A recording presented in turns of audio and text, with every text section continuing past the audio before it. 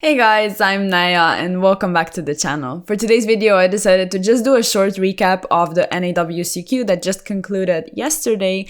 We're gonna go over the top 4 deck list, the top 32, 16, all of those breakdowns, a couple interesting things from the event, and of course, we're gonna have that Floodgate Mystic Mind discussion that's almost inevitable to have at this point in time. So let's just go ahead and get started. Before we begin though, I would like to encourage you to let me know down in the comments whether or not you actually went to the event, how it was like for you, what the experience was, what did you play, what did you think of the event, anything pretty much, like any kind of thoughts you have, I would love to hear them.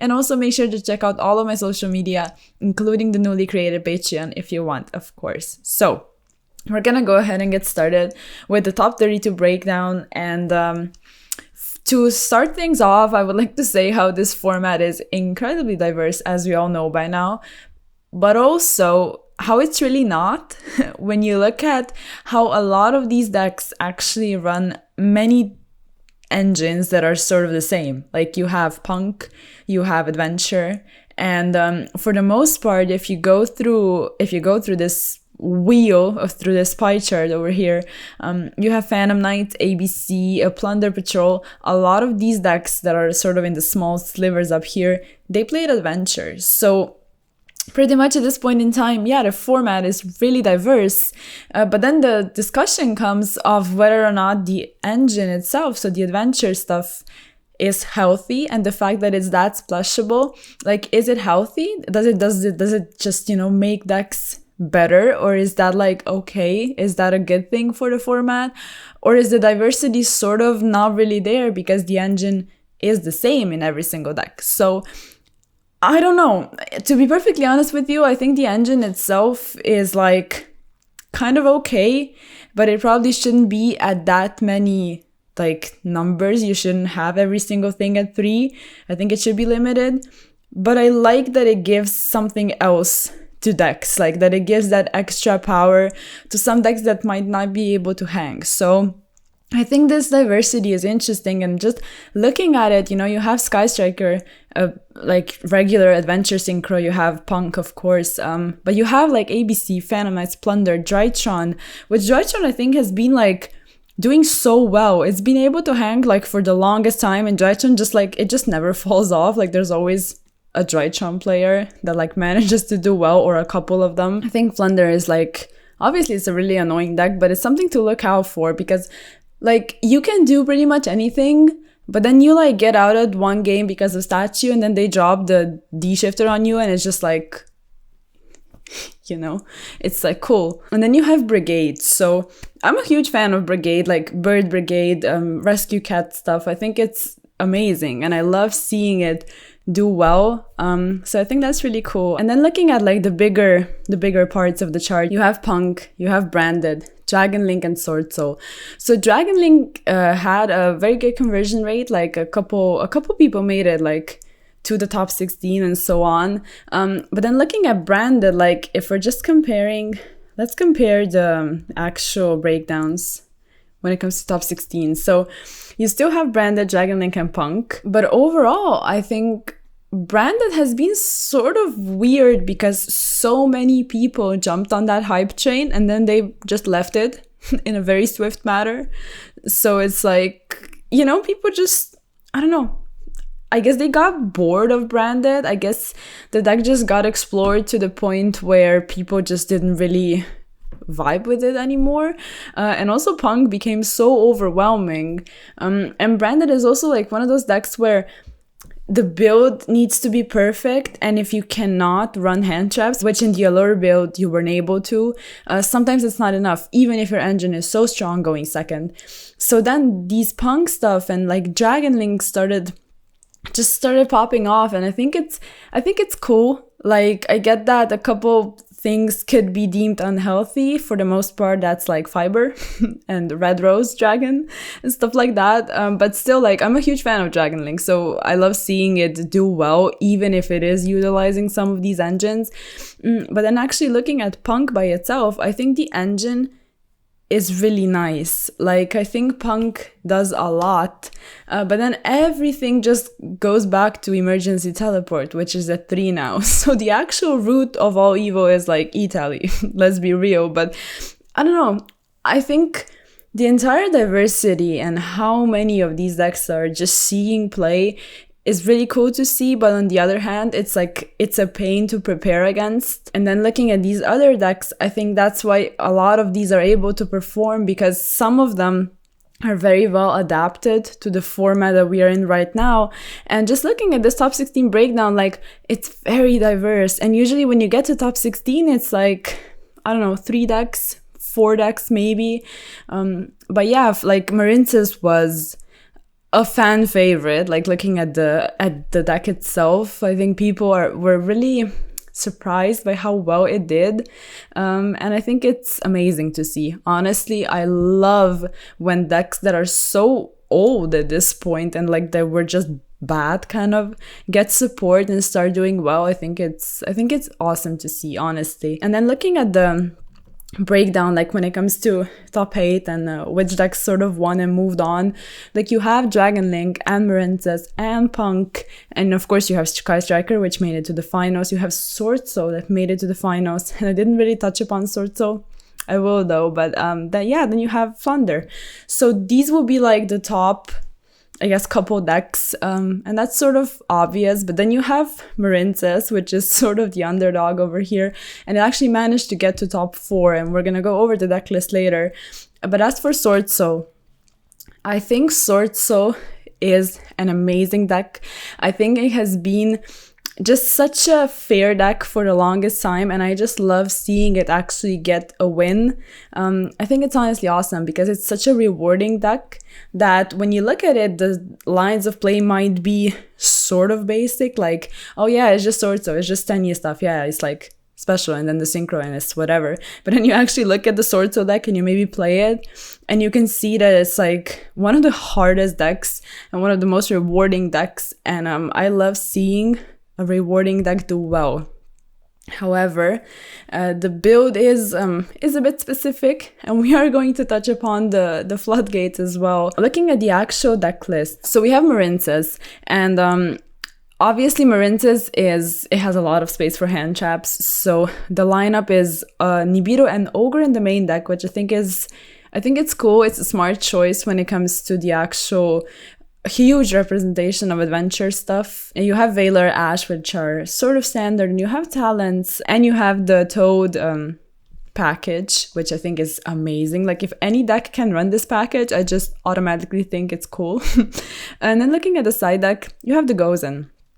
And you have everything else as well, but like the Gozen really put in work. Like, if you look at the feature matches, like Gozen did a lot. And it's one of those floodgates that we sort of need to touch upon. You have Droll, which Droll was like, I think, a very smart choice for the event, especially looking at those combo decks. I think Droll is incredibly impactful. And of course, Token Collector. And then looking at Flunder. So yeah, Flunder, like, it's D-Shifter stuff. It's maximum consistency. It's Droll in the main deck. It's, what else? So the Simorg package. I think this package is really nice, but granted, I don't really play Flunder, so I don't want to elaborate on it much more. But yeah, I think the package is cool. And just looking at stuff in the side deck, what really caught my attention was No Material. And I always think about how this card is so dope, but like, it's so specific, and I like the fact that someone was that brave, you know, to actually decide and play this card and like utilize it. I think that's nice to see. Even though it's a Flunder deck, it's still nice to see. And then we have the second place. So we have Sky Striker, and again, Sky Striker is managing like to just do well and just represent and just show up. And I think like that's cool because, you know, I'm very biased. I love the Sky Striker deck. But yeah, this build, looking at it is hold on, let's just go over it. So we have a lot of hand traps, and again, the lineup is Nibiru, Ogre, Veiler, Ash. So that's like a recurring pattern. There's no Droll, if I'm not mistaken, which for the Sky Striker deck, that's not that surprising. And you have Offerings to the Doomed. I think this is a it's a very smart tech card because it's that applicable into so many different matchups. And then you have the inevitable Mystic Mine, and you have Metaverse and like the terraforming. So you have a lot of ways. You have Droplet, which is also amazing. And then looking at the side deck, there's a third Nibiru. D-Barrier, an amazing card this format. And then you have Token Collector, DD Crow. Yeah, everything else is the sort of standard. But then you have another Floodgate, and you have There Can Be. So yeah, I guess we're not there yet. We still need to look at the first place deck list, and then we can discuss the actual floodgates. Yeah, then we have the first place. This one has, obviously you have standard stuff, which we're not going to go over, but you have Mystic Mine and you have Rivalry. Now, that's a very brave decision that this player made to play this. But on the other hand, Sorso has that many flex spots that you can legit play whatever you want. So I guess this would be a really good segue to sort of get into that discussion. To be as brief as I can, when it comes to these floodgates, where I stand with them is that they are a necessary evil in the game.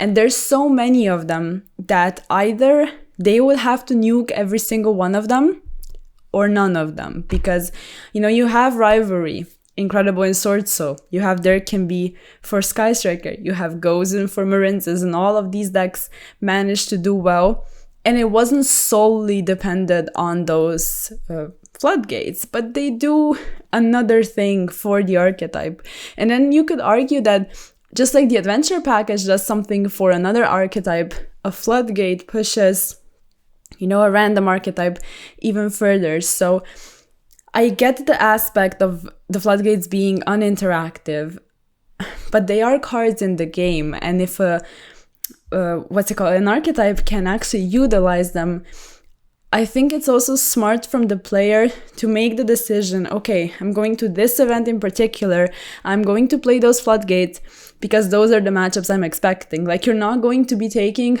all of these floodgates to like a random low cost where you can legit play against someone with I don't know what.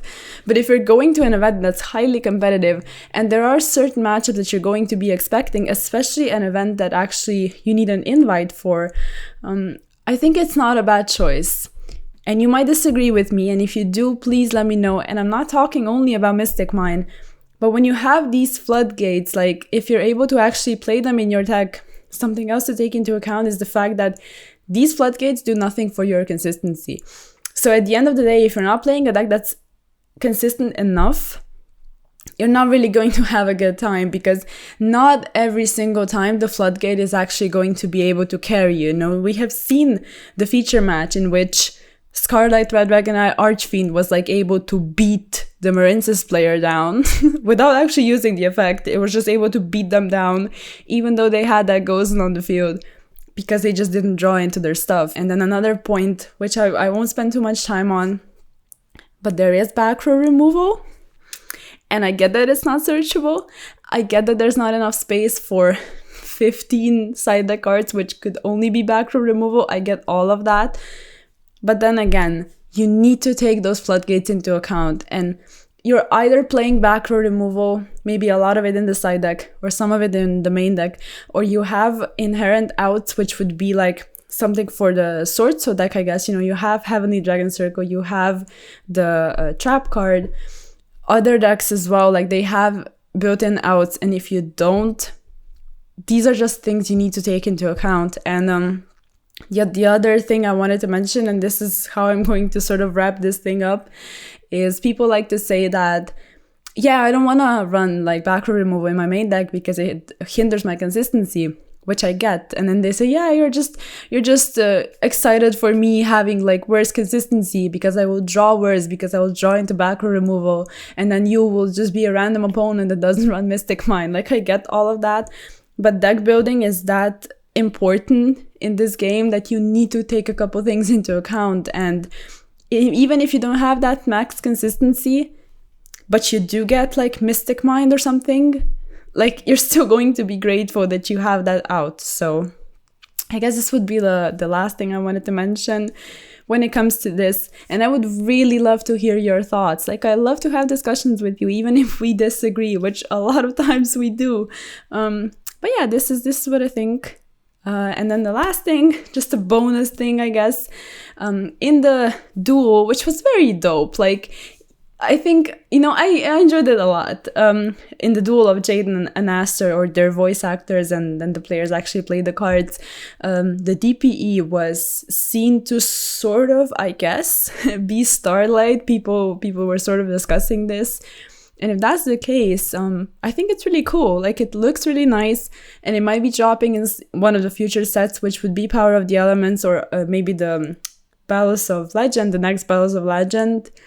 And I think that's cool. Like, there are other cards that might deserve that more, especially with Anaconda getting banned.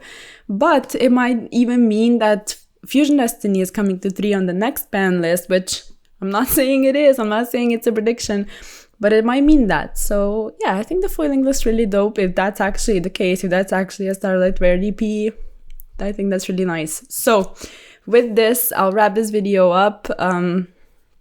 If you have any more thoughts, like, please let me know down in the comments. If you enjoyed the video, like it, and sub to the channel, check out all the social media, and I'll see you in the next one. Peace!